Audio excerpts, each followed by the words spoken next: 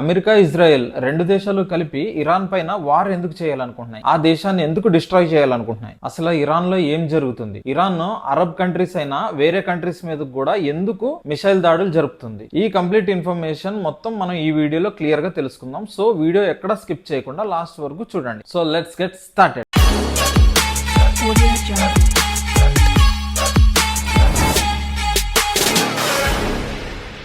Iran లో nuclear weapon programming almost 60% complete అయ్యిందని, Iran దేశపు శాంతి భద్రతల కోసం అణు ఆయుధాన్ని తయారు చేస్తున్నామని ఆ దేశపు లీడర్స్ చెప్తున్నారు. ఇరాన్ వాళ్ళ కంట్రీ సేఫ్టీ కోసం న్యూక్లియర్ వెపన్ తయారు చేస్తే అమెరికా వాళ్ళకి ఎందుకు అంత భయం? ఇరాన్ ఏదో ఒక రోజు న్యూక్లియర్ వెపన్ ని కంప్లీట్ చేసి ఆ న్యూక్లియర్ వెపన్ ని అమెరికా లేదా ఇజ్రాయిల్ మీద వాడుతుందని వాళ్ళ భయం. ఇజ్రాయెల్ కి ఇరాన్ కి మత కలహాలు, రాజకీయ సమస్యలు ఉన్నాయి. ఈ రెండు చాలా పెద్ద శత్రుత్వం కలిగిన దేశాలు. అంటే మన ఇండియా, పాకిస్తాన్ కన్నా 10 రెట్లు ఎక్కువ. అమెరికా ఎందుకు ఇజ్రాయెల్ కి సపోర్ట్ చేస్తుందంటే, ఈ రెండు దేశాలు చాలా సంవత్సరాల నుంచి మిత్ర దేశాలుగా ఉన్నాయి. ఈ రెండు దేశాలు భద్రత, రక్షణ, టెక్నాలజీ లాంటి వాటిలో కలిసి పనిచేశాయి. ఇజ్రాయెల్ చాలా చిన్న దేశమైనా చాలా బలమైన కంట్రీ. అందుకే అగ్రస్థానంలో ఉన్న అమెరికా స్నేహం చేస్తుంది. అమెరికాకి ఇరాన్ కి మధ్యలో న్యూక్లియర్ వెపన్ డిస్కషన్స్ ఫెయిల్ అవడం వల్ల ఈ ఎపిక్ ఫ్యూరీ అని వార్ అమెరికా స్టార్ట్ చేసింది. ఇజ్రాయెల్ అమెరికా మిత్ర దేశం అవడం వల్ల రోరింగ్ లైన్ అనే ఆపరేషన్ ఇజ్రాయెల్ కూడా ప్రారంభించింది. ఈ వార్ లో అమెరికా చాలా అడ్వాన్స్ మిసైల్స్ ని వాడింది. అవి చాలా తక్కువ ఎత్తులో ప్రయాణించగలవు. అందుకే ఇరాన్ రైడర్స్ అటుని కనిపెట్టలేకపోయినాయి. అలాంటివి దాదాపుగా 350కి పైగా మిసైల్స్ ని అమెరికా, ఇజ్రాయెల్ ఇరాన్ కి పంపాయి. అలానే 200కి పైగా జెట్స్, కొన్ని వందల డ్రోన్స్ ఇరాన్ మిలిటరీ బేస్ ని, రాడార్స్ ని పూర్తిగా నాశనం చేశాయి. ఈ వార్ మెయిన్ ఆపరేషన్ ఆ దేశపు లీడర్ అయిన అయతుల్లా అలీ ఖమీనీని చంపేయడం. అమెరికా, ఇజ్రాయెల్ ఈ స్ట్రైక్ ని చాలా రోజులుగా ప్లాన్ చేసి దాదాపుగా 25 బంకర్ మిసైల్స్ ని వదిలింది. అసలు ఈ బంకర్స్ అంటే ఏంటి?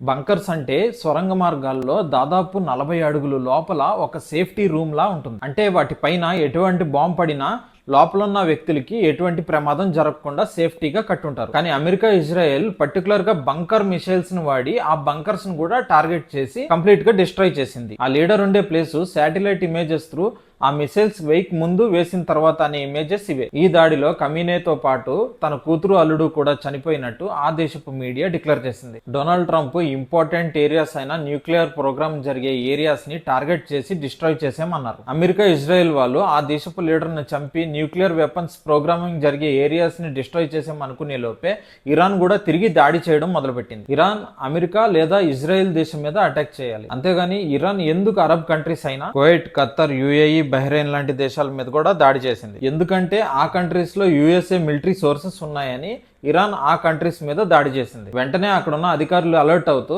అక్కడున్న సివిలియన్స్ ని సేఫ్ ప్లేసెస్ లోకి తరలించారు. అంతేకాకుండా వెంటనే ఎయిర్పోర్ట్స్ లో ఫ్లైట్స్ అన్ని స్టాప్ చేసి ఈ దేశాల మీదుగా ట్రావెల్ చేసి ఫ్లైట్స్ రూట్స్ కూడా మార్చేశారు. ఇదంతా ఇరాన్ న్యూక్లియర్ వెపన్ తయారు చేస్తుందని, దాన్ని ఎలాగైనా ఆపాలని అమెరికా ఇతర మిత్ర దేశాలతో కలిపి చేసిన ప్లాన్. ఈ వార్ లో ఒక బాధాకరమైన విషయం ఏంటంటే, ఒక అమెరికన్ మిసైల్ గర్ల్స్ స్కూల్ మీద పడిందని, దాదాపుగా 80 నుంచి 100 మందికి పైగా చనిపోయారని తెలిసింది. అమెరికా మరియు ఇజ్రాయెల్ ఏమంటుందంటే, ఇది అనుకోకుండా జరిగిన ప్రమాదం. ఆ స్కూల్లో కొంతమంది కమాండర్స్, లీడర్స్ హైడ్ అయి ఉన్నారు. వాళ్ళ మీద మేము ఫైర్ చేసాము, అనుకోకుండా కొలాటరల్ డ్యామేజ్ జరిగింది అంటున్నారు. ఇరాన్ కనుక న్యూక్లియర్ వెపన్ కంప్లీట్ చేస్తుంటే చాలా దేశాలకు ముప్పు ఉండేదని, అది జరగకుండా మేము ఆపేసామని డొనాల్డ్ ట్రంప్ గారు చాలా గర్వంగా చెప్పుకుంటున్నారు. సో ఇదే గాయ్స్ ఈ వారికి సంబంధించిన కంప్లీట్ ఇన్ఫర్మేషన్. చాలా షార్ట్ గా ఎక్స్ప్లెయిన్ చేయడానికి ప్రయత్నం చేశాను. సో నా ఎక్స్ప్లెనేషన్ మీకు నచ్చినట్టయితే వెంటనే ఈ వీడియోని లైక్ చేసి మన ఛానల్ సబ్స్క్రైబ్ చేసుకోండి. Thank you for watching. Signing off mister NDP.